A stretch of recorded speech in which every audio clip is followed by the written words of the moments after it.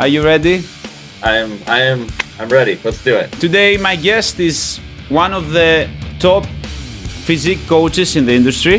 Have you ever felt that an athlete of yours has been unfairly judged? Yeah, I have. Do you believe in overtraining? Yes, but it's harder than most people think. Stubborn body fat or weak mindset? That's a good one. That's a tough one, though. You're not making these easy, that's for sure. And I think anybody that has a certain degree of pride will not want to get up on stage at less than their best. I make them say that. I don't want to work as hard as I possibly can work. We can have fun, but at a certain point at the end, as you know, because I've seen how lean you get, at a certain point, so fun and results will go hand in hand, but right at the end, they kind of start to split off a little bit. Not everybody's capable of being world champion, but everybody's capable of reaching their best. How you combine volume with intensity? I'm glad you asked that question. Tell me the definition of a stage-ready athlete. If we're talking bodybuilding, there's no fat left anywhere. Length of contest prep is one of the areas where most people go wrong. What is your protein intake guideline? I will tend to recommend higher protein intakes, particularly in the off season. You said it before. Yeah. Some people say they go to failure, but they're not actually at failure. Developing strength is one of the core foundations of building muscle mass. One of my favorites is increasing mechanical tension by more effective rep execution. How many times in your career have you started to push the weight up in side lateral raises, and then you develop a mind-muscle connection, or you change your form just slightly, and you're like, whoa, I feel it more when I do this, but I have to lower the weight by 5 to 10 pounds.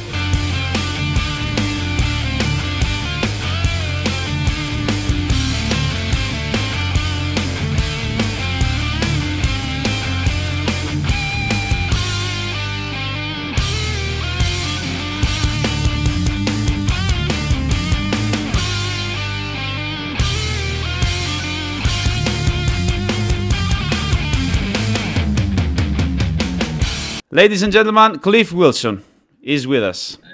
I appreciate you having me on. It's always good to see you and talk to you again. So let's start. Let's start with the first part, Cliff. So we will start with a spicy warm-up.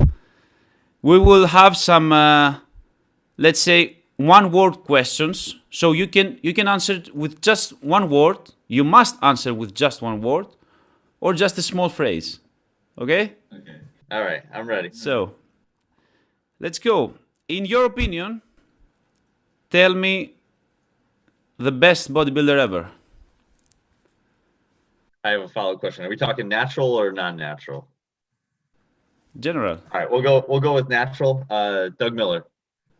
Like Miller. And unnatural? Ronnie Coleman. Ronnie Coleman. Okay. Yeah. Number 2. The first word that comes up to your mind about Greece. Food. You had a lot to do with that. When I was there, you took me to all these restaurants. So, number 3. Name one exercise you always include to your personal training program.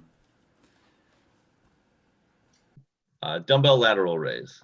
I knew it. I knew you're going to say this. Yeah, I have a question about it. Nice. Okay, so number 4. Name one Greek food. Souvlaki. Once again, that's all you're doing. Nice. Number 5. Name the most necessary supplement. Creatine monohydrate. Number 6. Name the most dominant bodybuilder you have ever worked with. Well, I guess you already. Yeah, that'd be Doug. That'd be Doug. Yeah. This mass monster, yeah. Number 7. In your opinion, the best weekly training frequency for hypertrophy? 2 times per week per muscle group. Yeah, each muscle group 2 times per week. If we're talking whole body, I like 5 days per week. Nice. Number 8. Name your favorite source of protein. Steak. Old school guy, yeah. Yeah. Number 9. Have you ever felt that an athlete of yours has been unfairly judged? Yes. Yeah, I have. Okay. Yeah. Number 10. Name the most unnecessary supplement. Oh, I told you it will be spicy. that's a tough one. Most unnecessary supplement. Can we come back to that one? Yeah, okay. Okay. We'll come back to that one at the end. Yeah, okay. Number 11. Number of daily meals for ultimate protein synthesis. 5. 5. Number 12. How many weeks is the usual length of your minicut? 8 to 16 weeks. Depending on how much needs to be lost. Number 13. Do you believe in overtraining?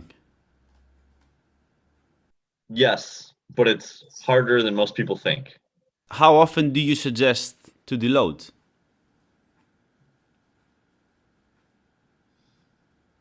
Every 8 to 15 weeks, depending on intensity. Okay. Tell me the best macronutrient ratio for hypertrophy. Doesn't exist.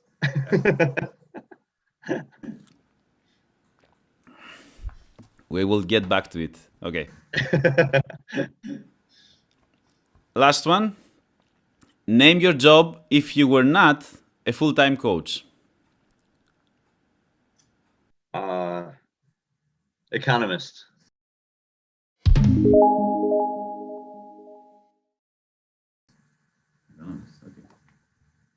So do you think you are ready now to answer the question number 10? Name the most unnecessary supplement? Or you need more time? I think the problem is there's so many unnecessary supplements. If we're gonna go with, I would say multivitamin. If it's, I won't explain. I won't give a long answer. Yeah, you don't need to explain. We said just one word. Yeah, we'll go with multivitamin. Okay. So part 2, and let's go to questions where you need to choose this or that. Let's start. Number 1, leucine or BCAA? BCAA. Ultimate hypertrophy with mechanical tension or metabolic stress? Mechanical tension. That's a good one. That's a tough one though. You need to choose between, so it's like you put your priorities. That's like trying to choose between your kids, right? I know. It's difficult, yeah. Okay, number 3. Yeah. Deadlift, conventional or sumo? Conventional. Number 4. Protein source, whey concentrate or whey isolate? Isolate. Okay. Number 5. Counting steps or cardio sessions? Cardio sessions. Number 6. During preparation, you recommend fat burner or pre-workout? Pre-workout. Okay, if you have to choose an intensity scale, RPE, reps in reserve, or? Reps in reserve. Okay. Volume or intensity, or both?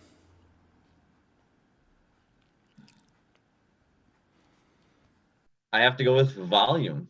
Number 9,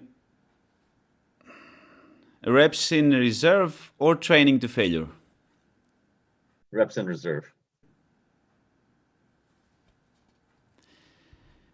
Stubborn body fat or weak mindset? Oh, that's a tough one.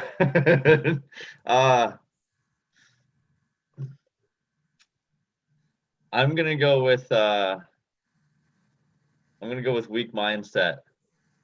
I can't give an explanation, so I'm gonna go with weak mindset. Yeah, you don't need to explain. Yeah. Now, part 3. Now you need to explain. Okay, I'm ready. I'm prepared to explain. Okay, well, I will go back to 2017, and I will start the main part of the interview the same way you started the seminar in Athens back in 2017. The title of the first part of your seminar was Motivational Tactics of Champions. You said building the mental toughness required for long-term physique success. So, like I said before, in Greek mythology we have King Midas, was famous for his ability to turn everything he touched into gold. Have you heard about him? Yes, yeah. I used to read that. I used to read that story as a child. And like I said, you look like you have this touch. So what is your secret for the golden touch? Is your will your power? And how you transmit it to your athletes? How do you convince someone to go the extra mile? You know, I think the thing that I possibly do best is I'm pretty open to trying new things, and it leads me also to be very curious. I've never claimed to be the smartest coach out there. I think there's a lot of intelligent coaches. But I think the thing that I do really well is I can put my ego aside and try something new, and even if it doesn't work out, that's information that I get from it. You know, every time we try something and it doesn't work, it leads us closer to what does work. So it's all information that comes in our way. So I would say possibly my openness, but then when it comes to working with like my athletes and what I'm trying to get them to accomplish, it comes from a few things. Setting high standards, because every athlete and coach, there's this relationship of what are the standards going to be? What is our minimum standard for allowing us to get on stage? And so, yeah, I make it clear to my clients right out of the gate that we're not getting on stage until you're your best. Yeah. And you know, sometimes when people try to push back on that and they say, well, I'm almost at my best. I want them to say it. I say, do you want to get up on stage not at your best? You want to get up on stage not, you know, knowing you could have gotten better. I make them say that to me, that's what they want, you know. And I think anybody that has a certain degree of pride will not want to get up on stage at less than their best. You know, anybody who's a competitor will want to keep getting better each and every time they step on out. And so, I think that there's a lot of, I like to have my client coaching relationship to be very much a team. It's not me telling them what to do and then they must do it. It's we're going to decide what we're doing and we're going to try to be on the same page and do it together. So when somebody tells me they want to get up on stage too early or cut corners or not push as hard, I make them say that. You know what I mean? Like, they have to say, I don't want to work as hard as I possibly can work. If somebody comes to me and says, I don't want to work as hard as I can possibly work, then I may say, well, then I'm probably not the coach for you. You know, I can refer you to a coach that maybe is more inclined to let people just get on out there no matter what they look like. I would say there's some coaches that are more geared towards just having fun. And I always say that, we can have fun, but at a certain point at the end, as you know, because I've seen how lean you get, at a certain point, so fun and results will go hand in hand, but right at the end, they kind of start to split off a little bit. You have to choose results or fun. Yeah. Not everybody's capable of being world champion, but everybody's capable of reaching their best. Yeah. And according their genetics, yeah. Yeah. I've always, and I post this in my, I have a client group, and I tell them this all the time. I would rather work with somebody that reached their very best and took last or didn't place at a show, but they did everything they could possibly could do, than I would to take somebody, if somebody wins a world championship, but I know that they could have been a lot better. To me, if that was my fault, to me, that would be an embarrassing effort. If we put someone up on stage and they're not at the best they can possibly be, that's unacceptable to me. I see. Question number 2 is about intensity. So back in 2014, when I first read about you, I remember I was very impressed with one of your athletes, the mass monster Doug Miller, with unbelievable conditioning. And also from your motto, intensity is everything. Like you said before, is a life motto, not just workout motto. My question is, I think Tom Platt said, too much science, less training. And sometimes I feel like the new generation is using scientific research and all those tools, like the intensity scales, so they avoid constantly training to failure. I mean, and when they think they do, they really don't. How you teach your athletes the right intensity? Yeah. How often you ask them to train to failure, and how you combine volume with intensity? So I'm glad you asked that question, because the phrase intensity is everything. So there's a personality trait that I find is very important, and it's commonly used in medicine, but it's called titration, and it's kind of like your gas pedal. How hard do you push? And when I say intensity is everything, I think sometimes people mistake it for always having the highest level of intensity, when really it means applying the appropriate amount of intensity at the appropriate times.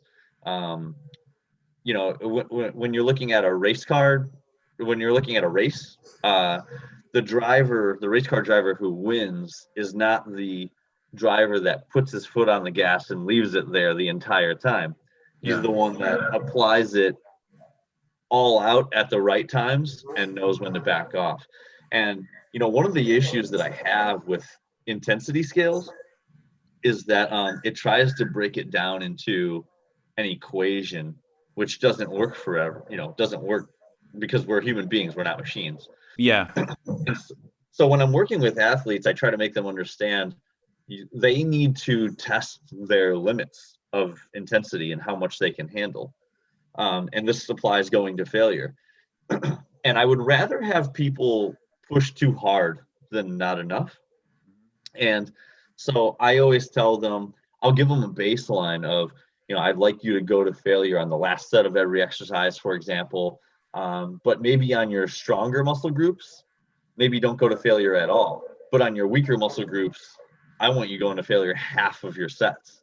So it's all about testing your limits in terms of what intensity can you apply. What is the maximum amount of intensity you can apply while not overtraining? And so it's this. And it depends from one person to the other. It depends. Yeah, absolutely, absolutely. And so I think that it's a matter of, intensity is everything, is really about like, it's everything in terms of knowing how intense you can be in a consistent manner.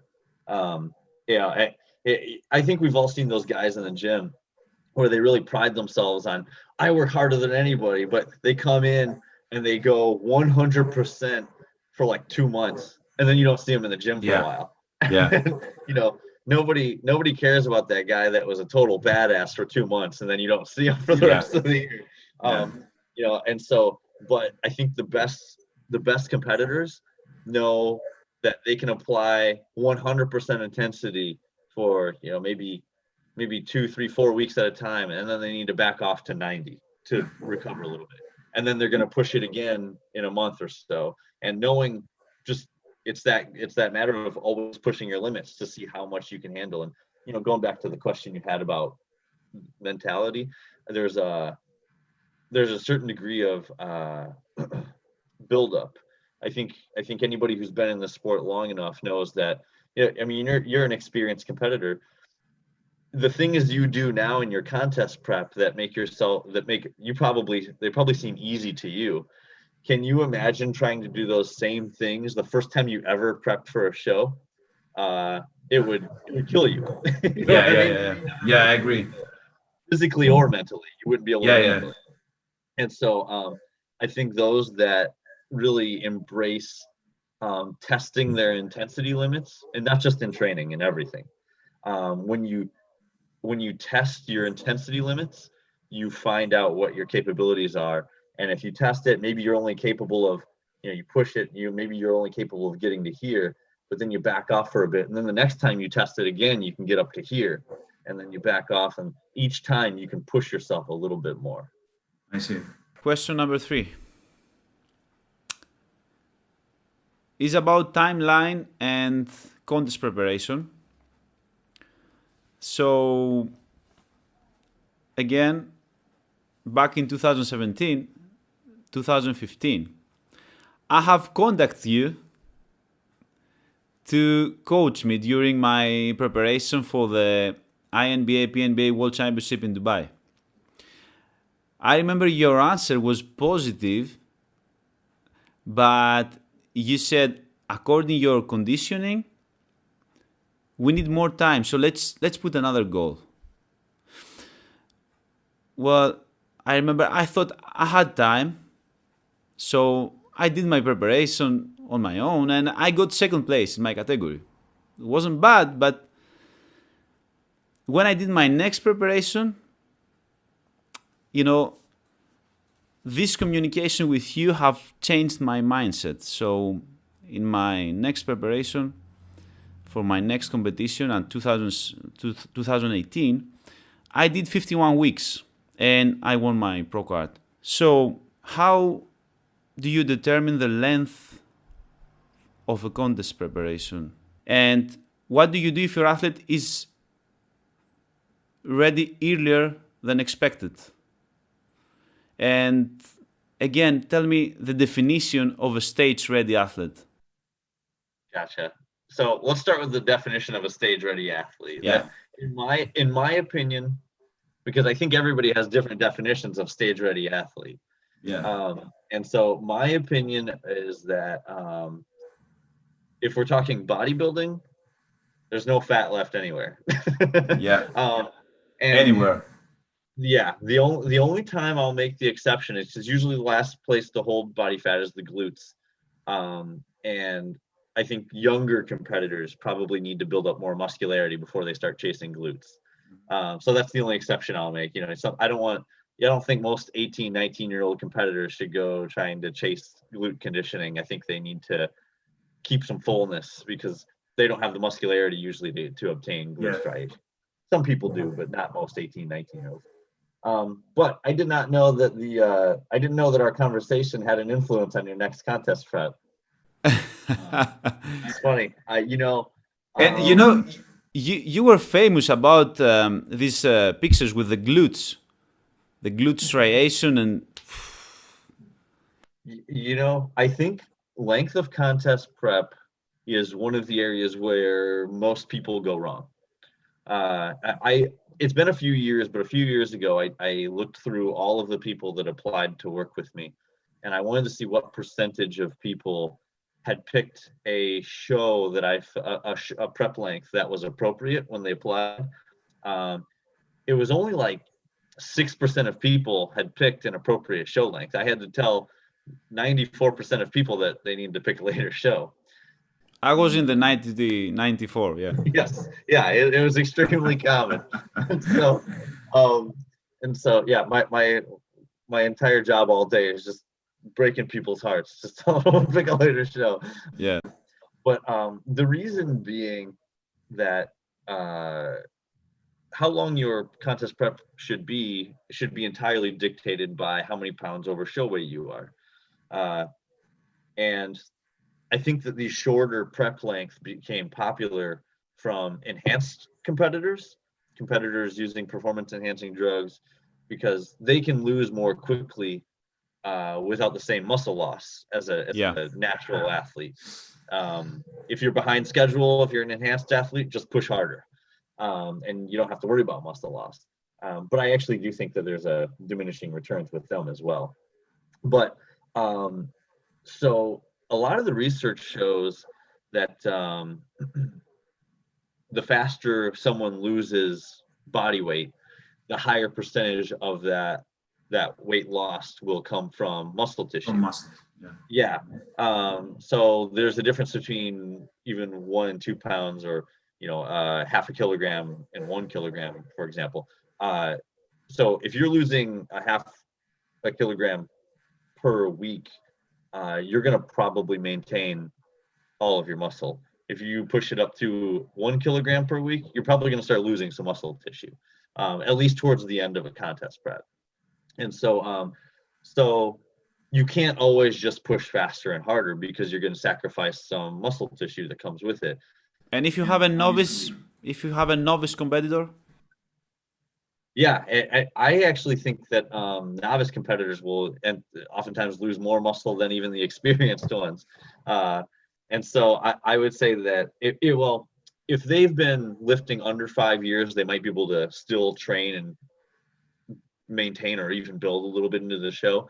But I do think it actually has a negative return once they start pushing too quickly, just because I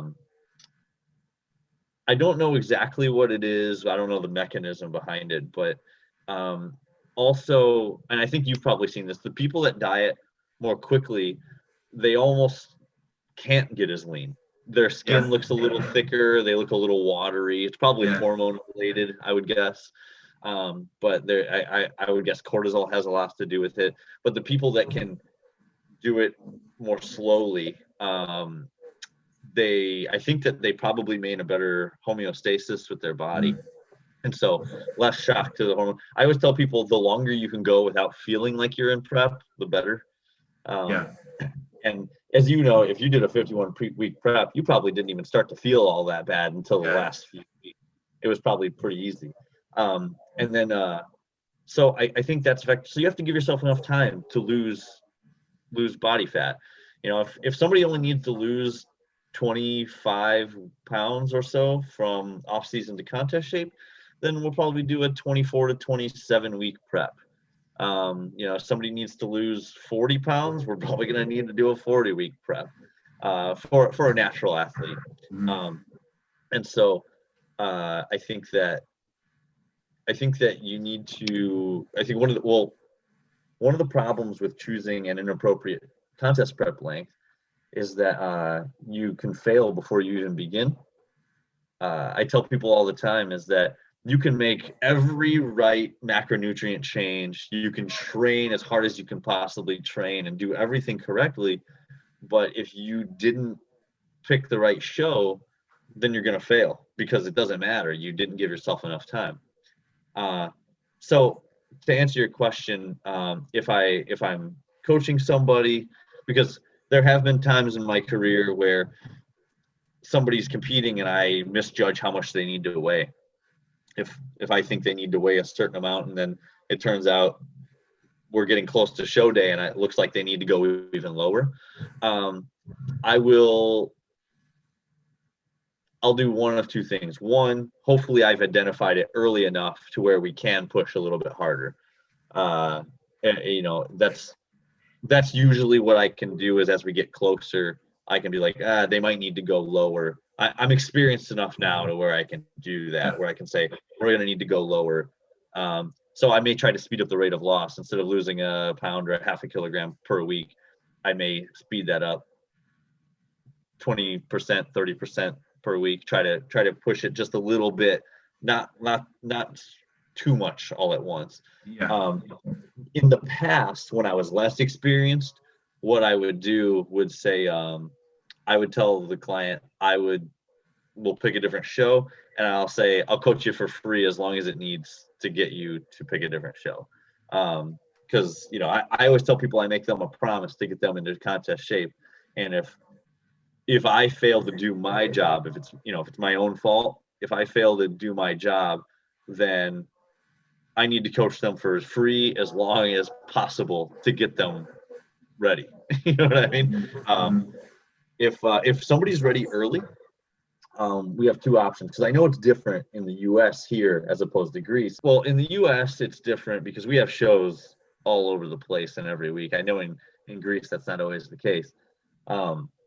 So if I'm dealing with a US client, I'll say, we can be ready early. Let's just pick a different show. We'll pick one and we'll get in early.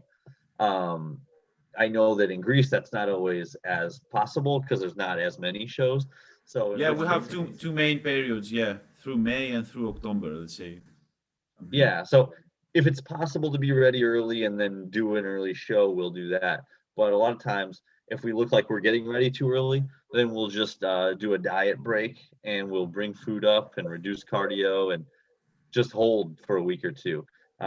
Honestly, a lot of times people like that.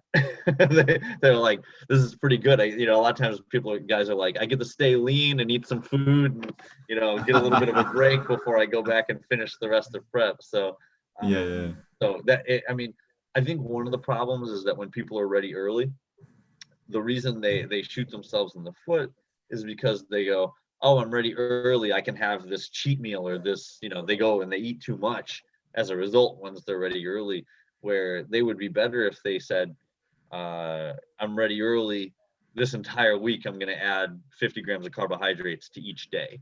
A more steady and subtle and consistent approach. And if you do that, you'll hold your conditioning just fine and you'll feel a lot better too. And you'll probably train harder too. And less stress to your body, yeah. Exactly. Next question. Well, when it comes to nutrition, you are very well known for two things: your picking protocols and the amount of protein you suggest. So, what is your protein intake guideline? I would say protein, first off, I think it needs to be in context with how much carbohydrates and fat someone takes in. But I have recommended some very high protein intakes. And so I will tend to recommend higher protein intakes than a lot of other competitors, particularly in the off season. It's not uncommon. I can't do the conversions off the top of my head into kilograms, but it's not uncommon for me to recommend 250, 300, even 350 grams of protein per day in the off season for some competitors. I do this in the off season more so than contest prep because the way that I rationale that is so in contest prep, carbohydrates are extremely important for energy. So I may actually have a lower protein intake, probably still high by other people's standards, but a lower protein intake. So what is your low? Maybe 1.3 grams per body weight in pounds. Yeah, in pounds. And so around that. And so the reason for that being that in a contest prep, carbohydrates are much more important to keep energy levels high. But in the off season, you don't need to be. Energy levels are already high. You should be eating enough to consuming enough to have optimal training levels. And protein is harder to convert into fat. A lot of times, so if you overeat on protein, for that protein to be converted to fat, first it needs to be converted to carbohydrates, and then it'll probably be stored anyway. And if it's not stored, then it needs to be converted to fat. So that's a very inefficient process of converting protein to fat. So you can eat more calories with additional protein and have a less likelihood that it will turn into fat. So in the off season, when somebody has optimal energy levels, taking calories, 30 grams, 40 grams of carbohydrates and giving it to protein, it's not going to harm your energy levels, because you should be consuming enough calories already. You should be consuming significant levels of carbohydrates. So taking that and giving it to protein allows us to keep calories high and have this way of sort of safeguarding against putting on too much body fat. I didn't used to be in favor of that approach.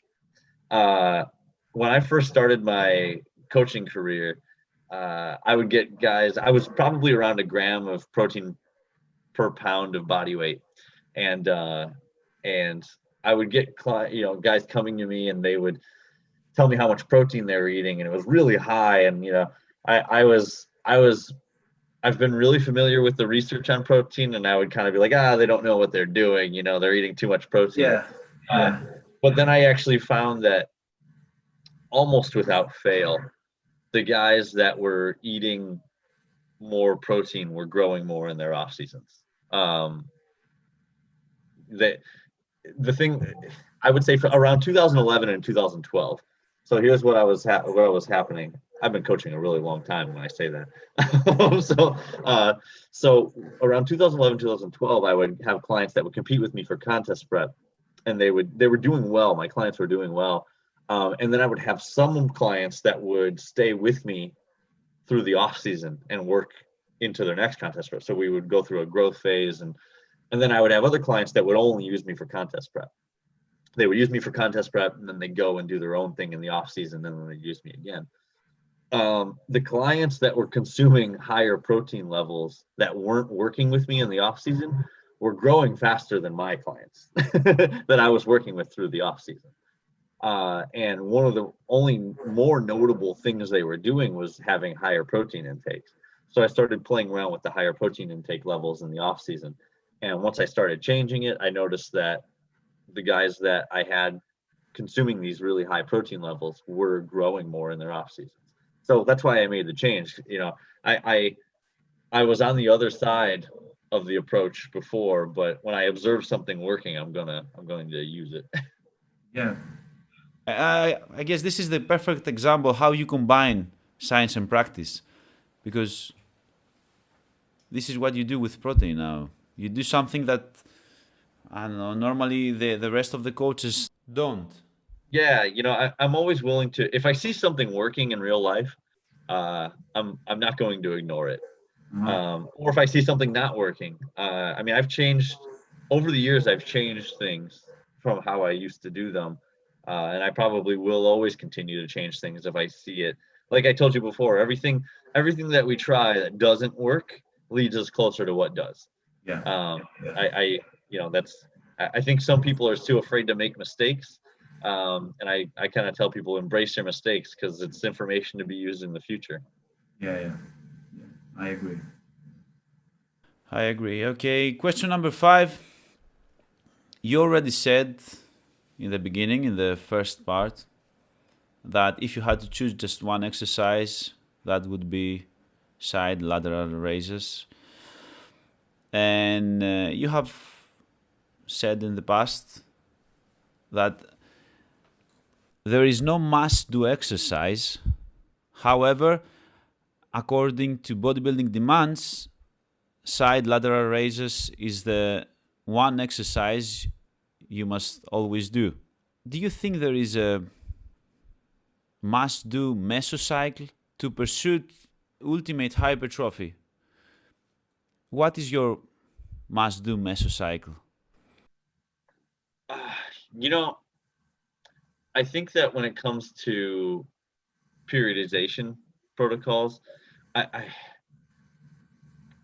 going back to our intensity discussion, I'm not sold there even is a must-do mesocycle. And you know, like dumbbell lateral raises, I think they're the closest thing that need to be to a must-do exercise. But I think the only must-do to continue to progress is really consistent effort. So when I say intensity, effort, whatever you want to call it, you need to give consistently, because I have seen people that have extremely well thought out and effectively laid out periodization cycles. All the exercises look good to me. All of the rep ranges they make sense. They're laid out in an appropriate manner. All the intensity levels are laid out appropriately. But I've also seen them not grow as much as a guy that just goes into the gym and just works hard, and backs off a little bit when he feels like he's getting run down. The difference being, we can write out something on paper that says, go to failure on this set, or come within 1 rep of failure here, or 2 reps of failure here. But at the end of the day, each person knows how hard they're actually working. You said it before. Yeah. Some people say they go to failure, but they're not actually at failure. Yeah. So I guess, I know it doesn't really answer your question, but I don't even think there's a must-do mesocycle, because I think that any periodization protocol that you lay out is only as effective as the effort that really goes into it. And so I think that I would choose somebody that can consistently push the limits of how hard they can work. I would take that over any properly periodized program. So I'm gonna put it more towards consistent effort. I see. And by the way, I have one more thing with that, because you brought up the side laterals. If we're going to talk bodybuilders, one of my biggest, something that bothers me is more than anything is one of the reasons I think a lot of guys don't make as much progress on their upper body or in some of the areas is because they get really excited about their deadlifts and squats. All right. We talk about effort. They come in for their deadlifts and their squats because they're going to lift heavy weight, and they're getting themselves psyched up, and they're smacking themselves in the face, and they're hyped up, and they do these big lifts. But then they don't put that same effort towards their lateral raises. You know what I mean? They don't put that same effort to their tricep extensions, and then they wonder why their shoulders aren't capped or their arms aren't big. It's like you have to be able to put forth. If you want to make the most bodybuilding progress, you have to be able to put forth the same effort that you do to deadlifting 500 pounds. You have to put that same effort towards doing a 25 or 30 pound dumbbell lateral raise, because they both matter to a bodybuilder. If you're a power lifter, it's a different story, but a bodybuilder, you have to put that effort into those small areas. I see. So how important is a strength mesocycle for you? I mean, into your book, you say competing in a strength sport like powerlifting allows the athlete to focus on heavy compound movements that can be a great way for a bodybuilder to add muscle mass. So when you plan a strength mesocycle, what rep range you use and how important you think it is? Yeah, I think developing strength is one of the core foundations of building muscle mass. You said mechanical tension. Yeah, mechanical tension. I would say the 4 to 8 rep range can be very effective. Maybe 5 to 8 rep range can be very effective. And I'm going to probably throw a twist in here, but I think the importance of adding strength will change over the course of a bodybuilder's career. I think that the younger you are to weight training, the more important adding strength will be. So when you're newer to lifting, we see that you can add weight to the bar all the time. And so it is the easiest way to build muscle mass at that point in your career. So when I have a newer competitor, someone that's been training under 5 years, I'm going to do a lot more strength mesocycles, a lot more focus on strength, lower reps, developing that strength. Because they progress faster. Yeah, they progress faster. You remember the days when you were new in the gym, only a couple of years, you were walking into the gym knowing you were going to add 5 to 10 pounds to the bar. You know, it wasn't even, you didn't have to worry about it. So the more advanced someone becomes, I will still include focus on strength building, but someone who's been lifting 10 years is not going to add 5 pounds to their squat every week. It's just not going to happen. You know, and someone who's been training 10 years, you may only add weight to your squat or your deadlift maybe every month or so, if that. And yeah, I mean, let alone your curls. How often do you go up in your curls? Something like that. So in the earlier stage of someone's career, I will focus more on mechanical tension and strength building. And then as they progress, you have to look for other means to increase muscle mass.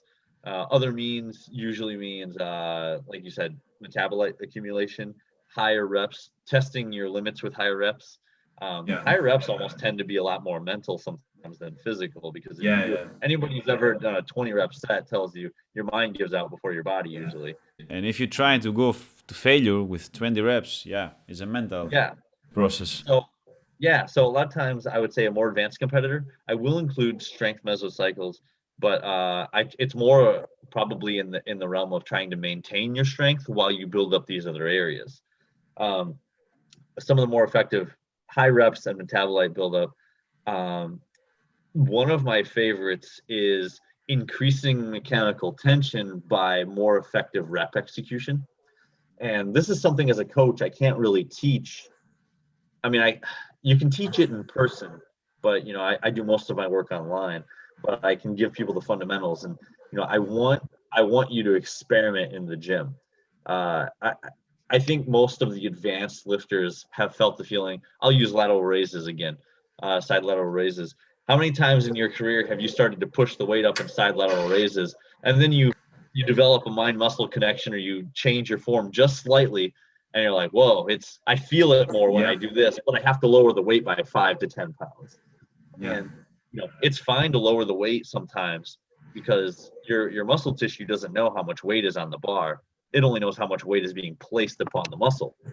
So a lot of times it's best to do whatever you can to place more tension on the muscle, regardless of how much weight is on the bar. So I think especially later in the most of the people, they think that progressive overload is all about the load. Yeah. You know, there's lots of ways to progressive overload, and then you can also use intensity techniques like supersets and drop sets to put more volume in a smaller space of time. So I would say the earlier you are in your career, if you've been training under 5 years, I would focus almost primarily on strength progression. And then once you start getting over 5 years, over 10 years, you got to find those little ways you can overload. I see. Last question. Let's say that you wake up tomorrow morning and you realize that you are leading the bodybuilding industry globally. What do you do?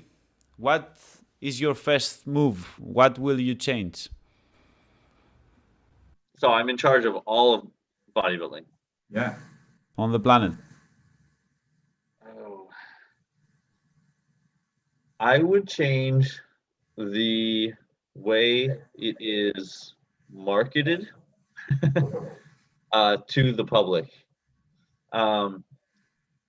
other sports do a really good job, and bodybuilding will never be quite mainstream, but I think it can be more mainstream.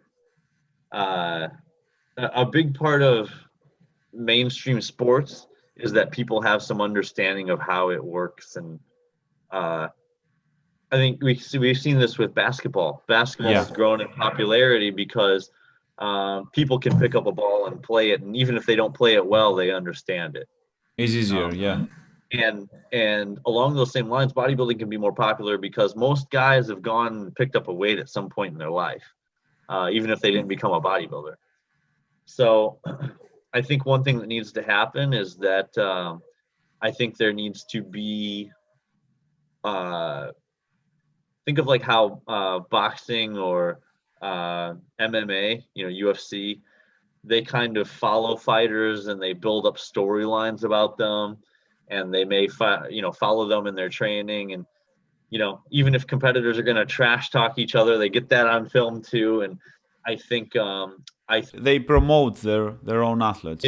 They create rivalries.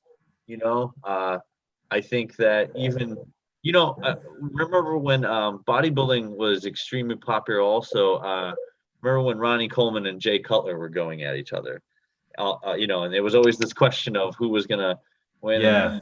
Those guys respected each other, but they would still trash talk a little bit here and there. And I feel like if that aspect is played up a little bit, the competitive Same aspect, with Phil Heath and Kai Green. Yeah.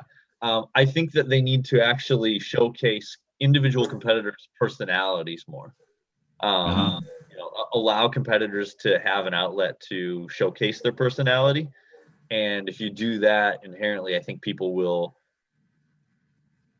follow sports usually with athletes that they identify with.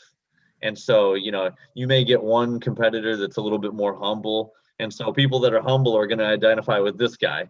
You may get another competitor that's, he's more boastful. He's got an ego. People that are more boastful are going to identify with this guy. And then they're going to want them to compete.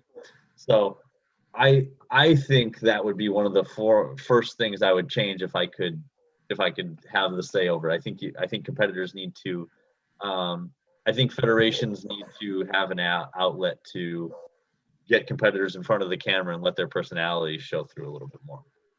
Perfect.